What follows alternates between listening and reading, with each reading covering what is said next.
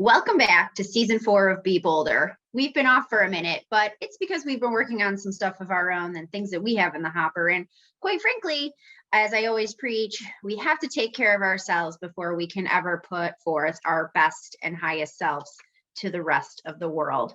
And so that's exactly what we're going to be talking about in season 4. We're going to be talking about taking care of ourselves selfishly.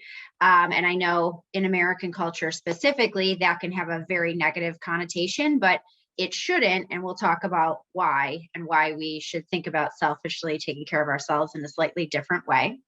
But this season, we're going to talk about the 4 pillars that we think about at Be Bolder all the time.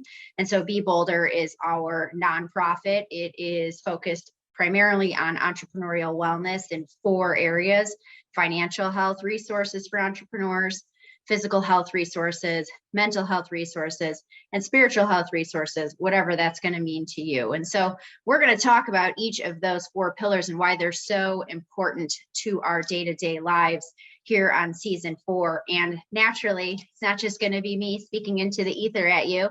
We're going to be joined by a number of guests that are experts in their field or have utilized taking care of themselves and focusing on themselves and can really express to you out there why that's been so important to them. So let's get after it this season on Be Bolder.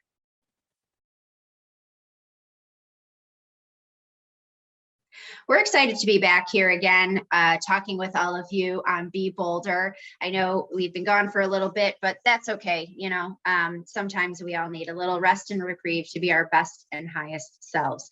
And so what we're going to be talking about this season, like I gave a preview of a second or two ago, is how do we selfishly and unapologetically, quite frankly, take care of ourselves in 4 major pillars in our lives. And one of the things I really want you to do and challenge yourself to do as you're listening or watching here is to really ask yourself, hey, have I been in fact challenging myself in these areas, or am I on a coast type of mode and just trying to get by day to day? Because I will tell you, there are fundamental differences between those 2 things. And the more that we can push ourselves to grow and develop and expand in some of these areas and best take care of us, it is really going to exponentially improve our lives personally, our business lives, and our, when we think about third layer out, the lives of the people that we interact with. And so before we really get into some of these pillars that I want to touch on very, very briefly, I want to walk through something that I want you to very seriously think about and very seriously consider, because I know a lot of the audience out there, they're either in big corporate America trying to climb that ladder, they are entrepreneurs themselves, or they're students trying to figure out their path. And I want you to really think about what I'm about to say right now, because it's incredibly important. And I personally didn't believe it until I had a health wake-up call a few years ago. And so I've really started to think about this in this way. When you are not stable in your 4 pillars of your chair, your financial health, your mental health, your physical health, your spiritual health, if one of those pillars, those chair stool labeled or legs, that you might be sitting on is a little uneven, it's wonky, it's broken, well, your stool or your chair is just not going to be as sturdy and as steady, right? And so that seems very simple to say and understand, but I think a lot of people still ignore it. So let's take it one layer deeper then. When you have been in a times past in your life, either worrying about something financially, if you have been struggling with a mental health issue, you have been less than happy with your physical health, or you just feel like you're off center course in terms of your own personal spiritual well-being, that is then taking energy, even if it's a little bit of energy, away from the things that you really could and should be working on and can be putting your best and highest self towards. So okay, so now we're wasting a little bit of energy doing that.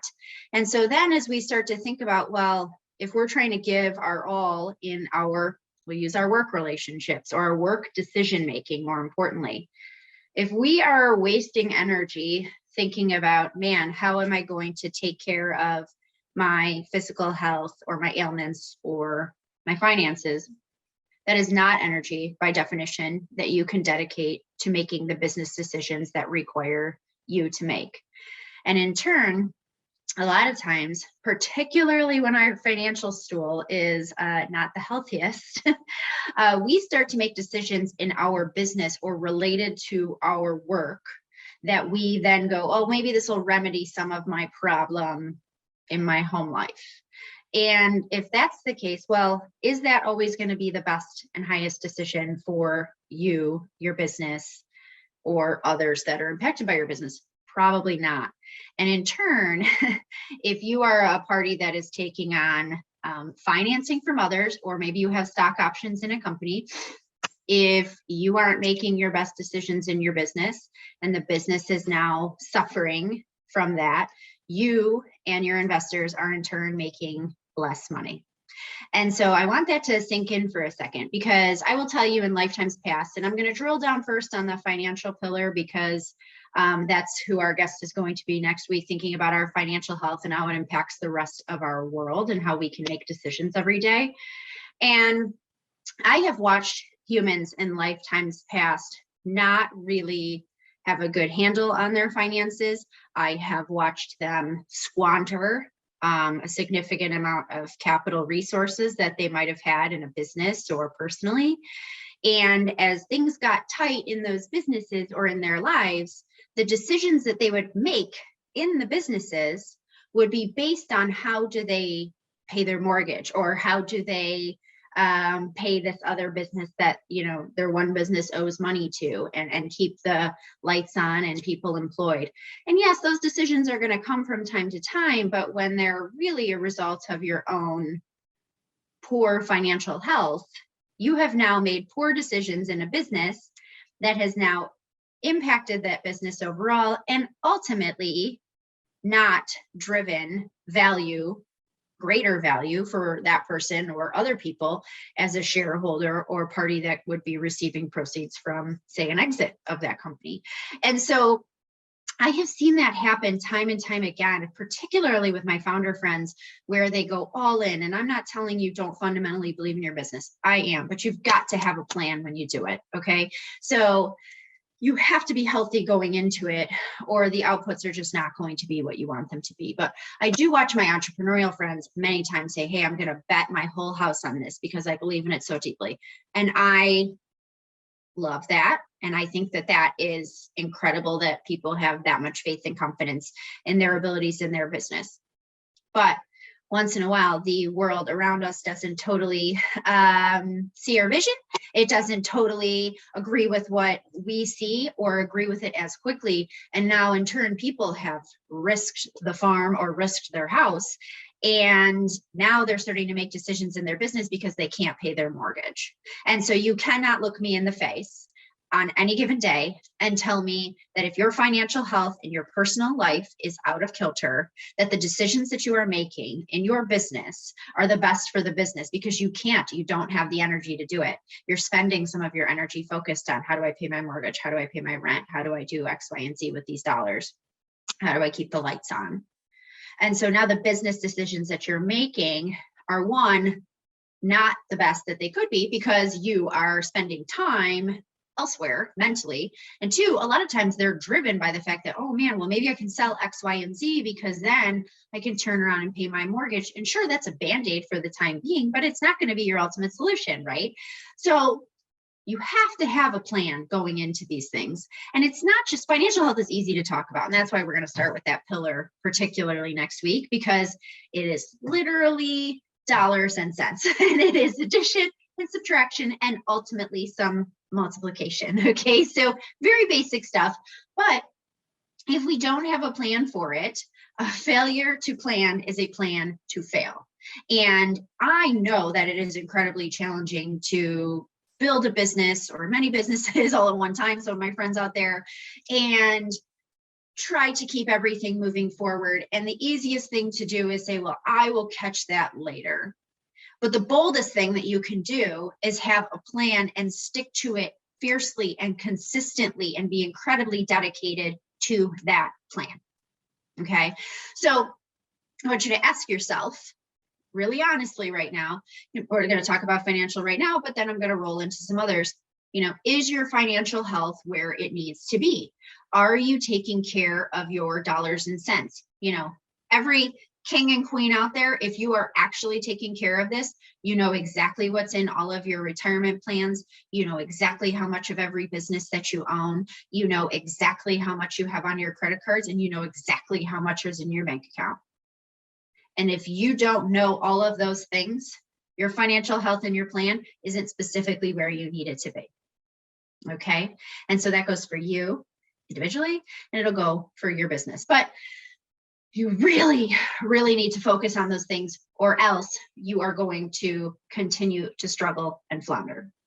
Okay, so now great. We talked about the financial pillar. We're gonna have a couple of experts that talk to you much more about that. But I'm trying to foundationally lay the groundwork where I tell you, look, if one of the legs of the stool is broken, you are not functioning at your best and highest self. And I will ask every founder that I meet with, that I talk about, like, hey, I'm thinking about investing in you. Like, tell me about your physical health. Like, tell me about your patterns. Tell me about your overall health. Tell me what you do to take care of yourself. Tell me, what your biggest stresses are. And if I pick up that, they tell me, well, I'm working, talk about physical health now, I'm working 15 hours a day and I'm not sleeping great, and I'm definitely not eating right, and I very rarely, see my tribe, my home tribe. I already know that is going to be a recipe for disaster if we don't right that ship. And so at Bolder, our nonprofit, one of the things we think about is, like, how can we get some tools into the hands of folks so that they can better take care of their physical health. They can set up a plan for their physical health. They can set up a plan for their financial health. For mental health, people cannot tell me, hey, when they're telling me how much they're running it, growing their business or growing their division in their corporation or whatever it's going to be, and they tell me, oh, well, I haven't seen my family in a week, and, I haven't made it to my kids' soccer games, and, I really am not feeling all that great and wonderful about myself. We've got a problem, and that problem's only going to continue to fester, because when you cannot think clearly, when your body and mind are connected, when your soul isn't connected to all of that, and when your finances, some of the stuff that makes the world go around external to us, is broken, we cannot be what we need to be. And so I really want you to focus on that this season of Be Bolder, as we're walking and talking through, hey, how is my financial health? And it's okay if it's not perfect. None of us are perfect. But if we have a plan and we are executing against that plan consistently, when things start to go crazy in other parts of our lives, we don't have to panic about our financial health or our physical health or our mental health or our spiritual health, because we've got it on lock. We're selfishly caring for ourselves. And in turn, we're able to think more clearly. We're able to put forth a better version of us to the universe to say, I am giving my best. I am boldly being me, and I am boldly making decisions because I know and trust and have faith in the fact that everything I've done in my personal life allows me to do this right now. And so if you feel like there are things in your life that are slowing you down from just getting after it and making the purest, cleanest decisions that you can in your business, this season of Be Bolder is certainly for you. So I encourage you to tune in for the next several weeks as we talk to professionals about physical health, mental health, financial health, spiritual health, and getting all of those ducks in order. And is it easy sometimes? Absolutely not. And that's why most people don't do it. And so if you want to boldly live the best, most beautiful life that you can, and you want to achieve everything that you can, and you want to, have 7 figures in your bank account at any given time, or whatever the thing is that you need to do and what's driving you, You need to take care of you. And there will be so many people in your life who try to throw you off the course. I can remember one time someone telling me that people say that they are trying to take care of their mental health and they need to selfishly put them first was the worst and dumbest thing that they had ever heard, because they needed to be solely focused on their job and growing the business.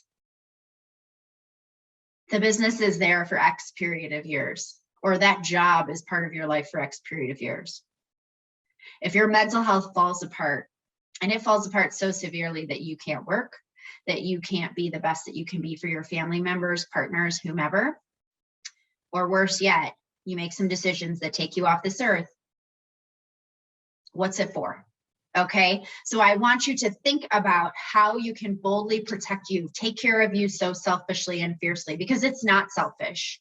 Ultimately, what people don't see is that they're looking at the short term and not the long term. Because if you are giving of yourself in the best way that you can, it's because you've taken care of yourself in the best way that you can. So isn't that a win-win?